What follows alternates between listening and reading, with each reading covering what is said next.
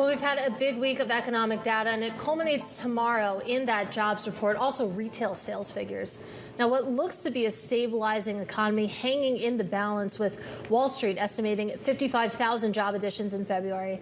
Let's discuss with Mark Zandi. He is chief economist over at Moody's Analytics. And let's start with that jobs report that we're getting at 8:30 a.m. tomorrow. You take a look at some of the labor data that we've gotten so far this week, claims most recently coming in a little bit lighter than expected. How does that set us up for tomorrow's report?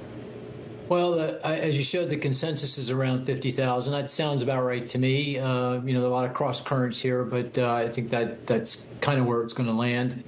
50K would be consistent with the growth in the labor force, more or less. So, just about enough jobs to make sure that unemployment remains stable. 4.3% is where we are. That's probably where it stays. But, at 50K, it's pretty close to zero, and, pretty uncomfortable place to be, particularly given that the effects of artificial intelligence are now just starting to have to come on in terms of productivity growth. So, I'll take 50K is okay, but it's not that great, and certainly not a place you want to stay for very long. Yeah, well, it's interesting how you phrase that. I mean, it's pretty much zero, and it feels like we've been living in this low hire, low fire labor market for a while now, kind of at a standstill here, not getting that much worse, but not getting that much better, Mark. I mean, how do you see this sort of developing as we head into the year ahead, and what sort of breaks us out of that standstill to either direction? Yeah, well, the most likely scenario is that, we're going to get a little juice here from fiscal policy, deficit finance, the tax cuts and some spending increases. And that in combination with the juice from AI, the investment spending and the wealth effects from higher stock prices if they stay in at high levels, that should power growth. And we should get a bit of a pickup in job growth here. Maybe if you told me the average monthly job growth this year is kind of closer to 75K, that sounds about right to me. Can't support much stronger job growth than that because of the highly restrictive immigration policy and the impact that's having on labor supply. So we can't get much more than that. But, Katie, I don't say any of that with any confidence. Feels very fragile, tenuous to me. Yeah. I mean, all this is happening without AI, and then you've got all these other uncertainties, and obviously the most pressing most recently is what's going on in the Middle East. Well, with regards to AI, though, and the fragility there, Mark, I mean, there's been a lot of talk about exactly where the productivity improvements are, whether that comes at the expense of the labor market. A report earlier today by Bloomberg of Oracle actually planning to cut jobs primarily because of the added costs for that build out here.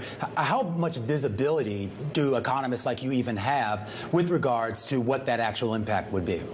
Yeah, not a lot. I mean, obviously, there's a boatload of uncertainty. One of the interesting things about all this is, economists are, when we do our forecasts and look to the future, we look at history in the past.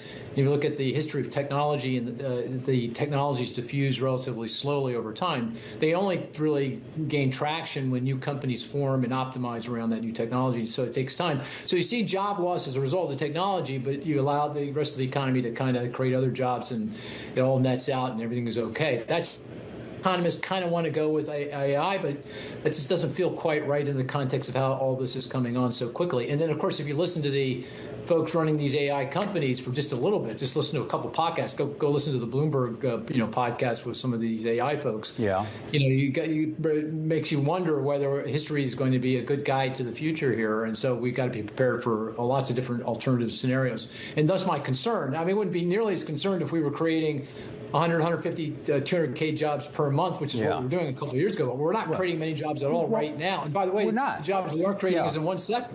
Well, and not even in the right sectors. I mean, even if you go back and you look at the internet boom, you look at the computer boom of the 70s, 80s, the internet boom of the 90s, there was tangible job growth that you can point to in the official government data that was a direct result of that. Now, this is not to say that won't happen with this, but we're certainly not seeing it yet, despite, the $650+ billion that these hyperscalers alone have committed to this build out. Well, I guess you see it a little bit. I mean, I don't want to press that too far. I mean, you get a little bit on construction, right? I mean, all the data center construction is showing. So we are getting some construction jobs. But, you're broadly right. It's hard to see any job creation, at least so far. And you just got to wonder, with these productivity gains coming in train, and it feels like they're coming. And there's a lot of anecdotes that kind of suggest it, the Block layoffs and the Morgan Stanley layoffs. You mentioned Amazon.